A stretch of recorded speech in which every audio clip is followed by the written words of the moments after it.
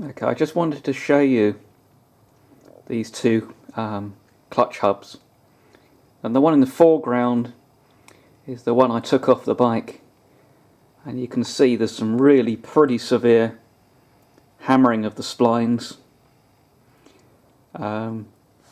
particularly in this area here.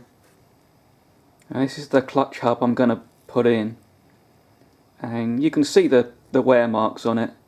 They actually look far worse on camera than they are in reality. The light's kind of showing them up quite a lot. They're pretty shallow. I will be going around these and not trying to get them down clean, but taking down the high spots. And I've got this credit card sized plate is a diamond lap, and because these hubs are pretty hard, and you're just gonna line up on the flat.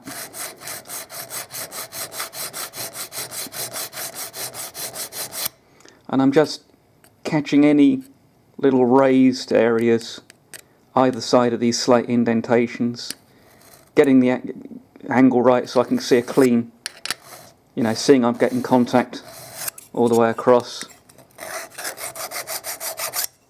Just running across the top. I'm going to have to go round and do every tooth. Okay, now I can torque these screws for the primary drive more easily because I've got the resistance of the engine to work against, and I'm using this to reach in there. If you work over the centre, rather than working like this, all the torque tries to turn it. If you work over the centre, then it's much easier to stop it turning. And just going to do them diagonally. These don't need to be stupidly tight. I couldn't find a specific torque setting for them. Again, it's something you really got to do by feel. I've already been around these once. I'm just giving them their final tweak. Okay. Right. Well, the first thing I need to check here is that we've got the correct clearance between the clutch hub and the basket. So I've got a spacer shim that goes in, and the clutch thrust washer, then followed by the clutch hub, and I'm not going to use the lock tab at the moment. I'm just going to put the washer on. And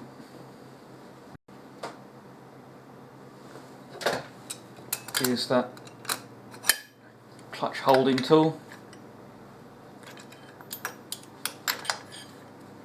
I just want to get the hub down tight and check that there's not excessive free play on the basket. Okay, that's bottomed out, and now the hub is still free. We are, however, apparently in gear. There we go.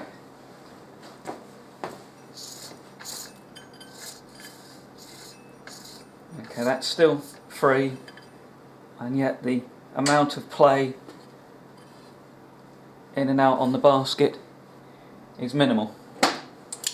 So I can feel that I might have picked up a little bit of grit in there. So I'm going to pull that back off and just double check.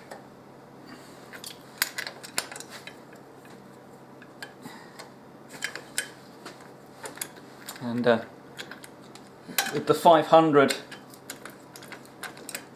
clutch nut, is 25mm across flats. So I need to get the hub off, and this particular hub is rather on the tight side. I can't just grab hold of it and pull it off. So I'll put in the lifter mushroom, and I've got some handy washers that are just the right size of the spring screws.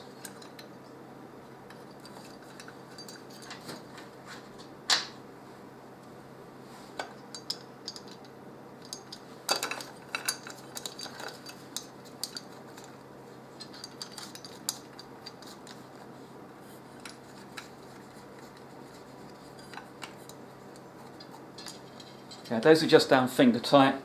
Now by pulling the clutch lever, I've got the thing moving.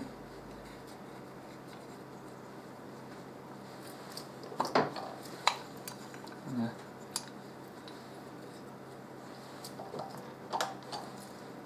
couple of times round. I've now run out of travel on the clutch, but so we'll go to a couple of screwdrivers now.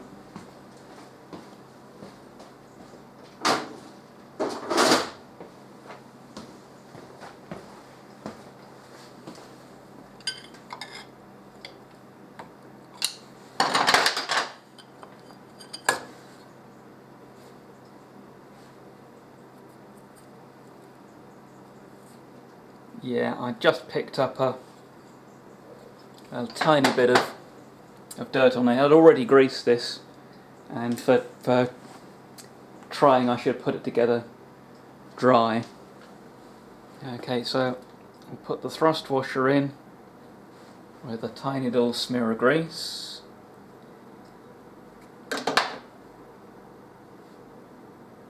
And it's, as I said before, you want really quite a minimal coating on here. You don't want excess grease flying around inside the clutch.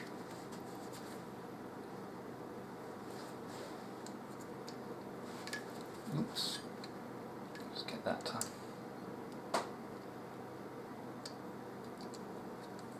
Stay in place.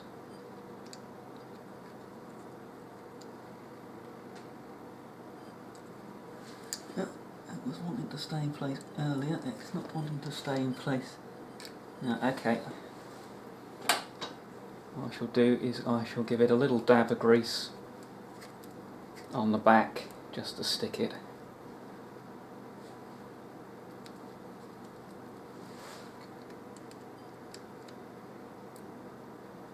There we go.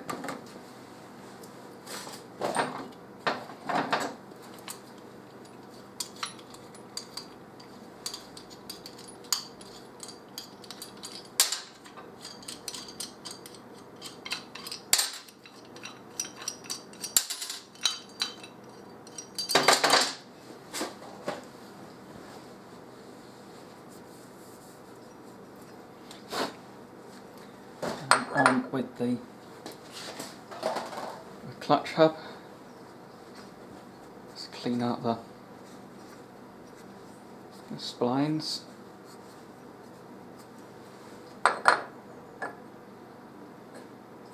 Okay, and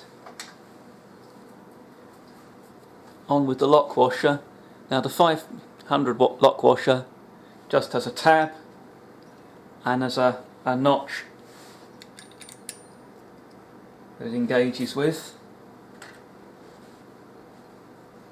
and I'll put the rubber seal into the nut. I'm just going to put a little grease in the back of the seal, and then that just squeezes in.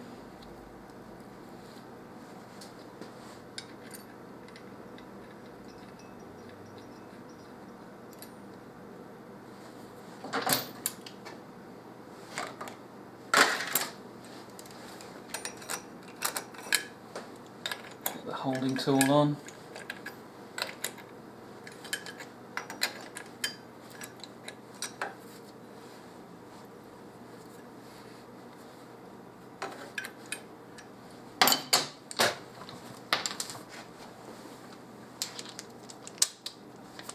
Now I've got the torque wrench set to about 40 foot-pound.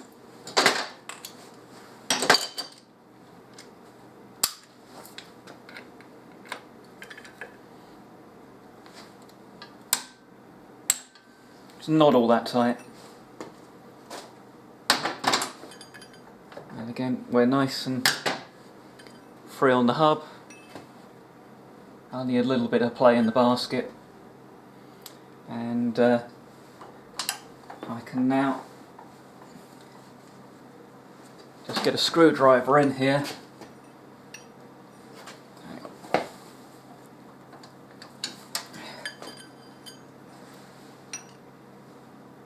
and just bend the tab washer up to lock it.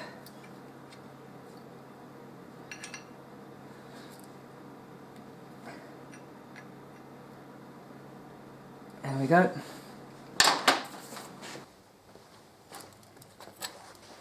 Now these plates, they will pick up burrs from knocking against the hub, and you know, these ones are a bit corroded.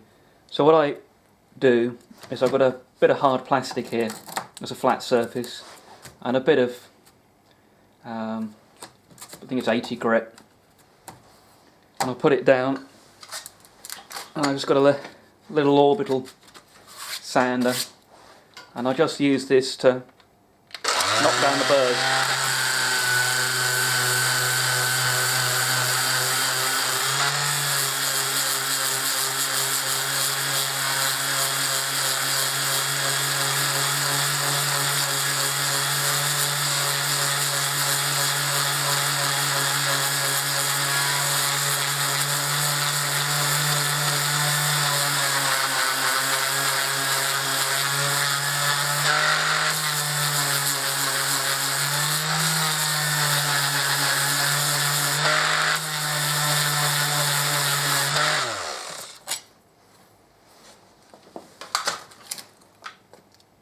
And you can see the witness mark showing the wear in the plate, but it gives it a nice surface finish, and I'm going to do that with all the plates. Now of course one of these is conical, and doesn't work quite as well on that. I can usually work over the edge of the board and work my way around, and I'll give it a manual rub with some abrasive. Now the friction plates themselves, I just want to lightly break the surface, knock down any high spots.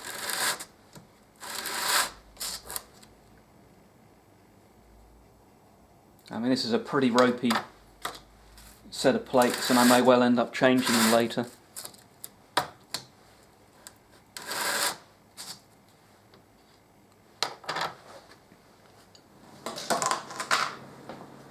And we can start putting the plates in. Now this is it's a used but usable clutch pack, and there is no half plate in the clutch. So we have a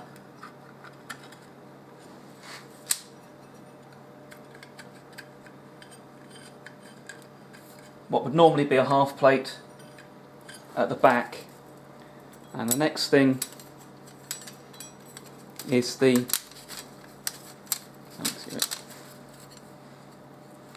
thinner steel plate, which is the conical one.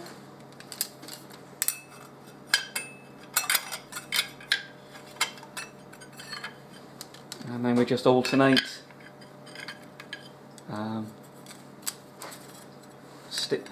friction and drive plates.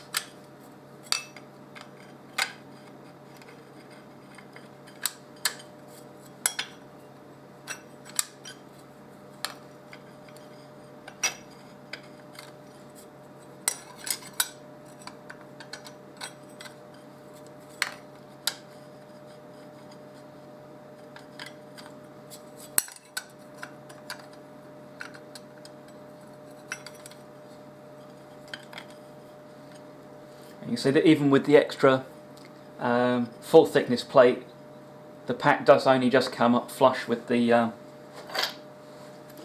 cover. Now I've got the pressure plate, and I haven't actually scuffed up the pressure plate, so I'm just going to do that now.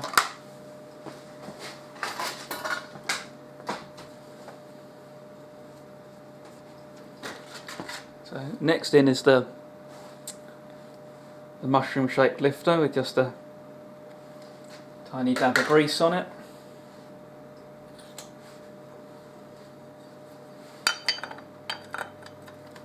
On with the pressure plate.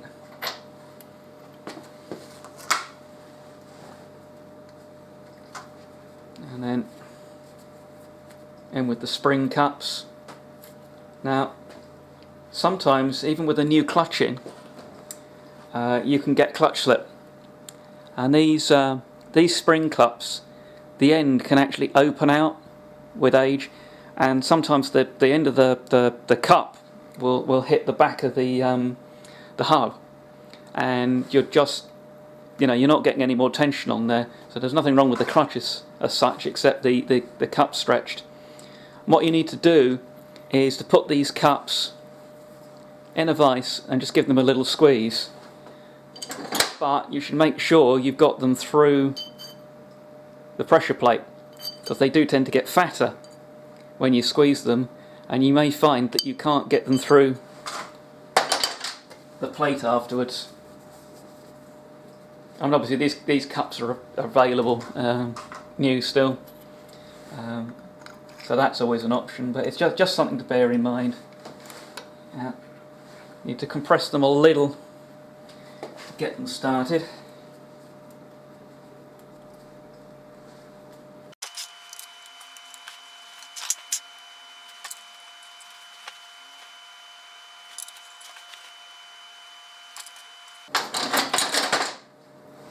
So screw them down. It's a good idea to do it in some kind of sequence, keep the pressures reasonably equal, because the tool does tend to want to slip out until you've got a little bit of stud exposed to centre it on.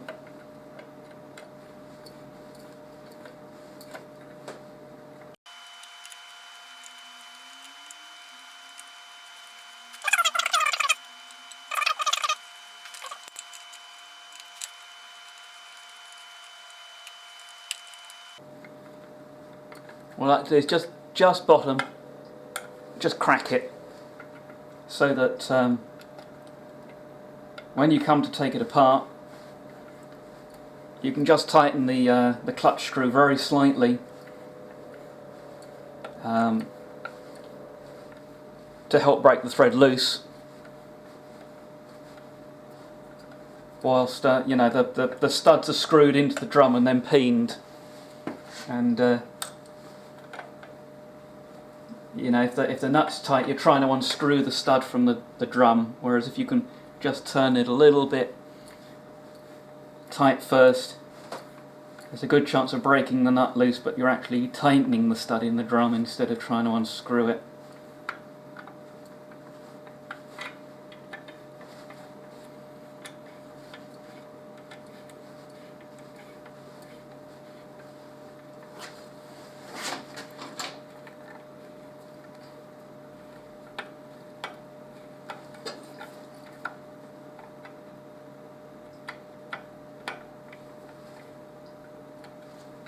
And the very last one.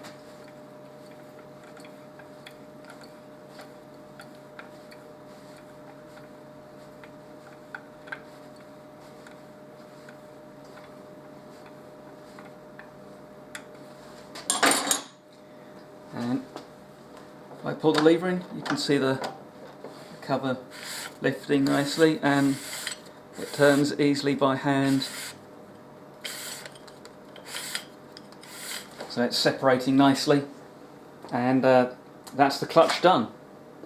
So all I've got to do is put the clutch cover back on, and I need to dig out the replacement screws, because the ones that were with it were pretty badly chewed up. And that finally will be the end of the saga of the clutch.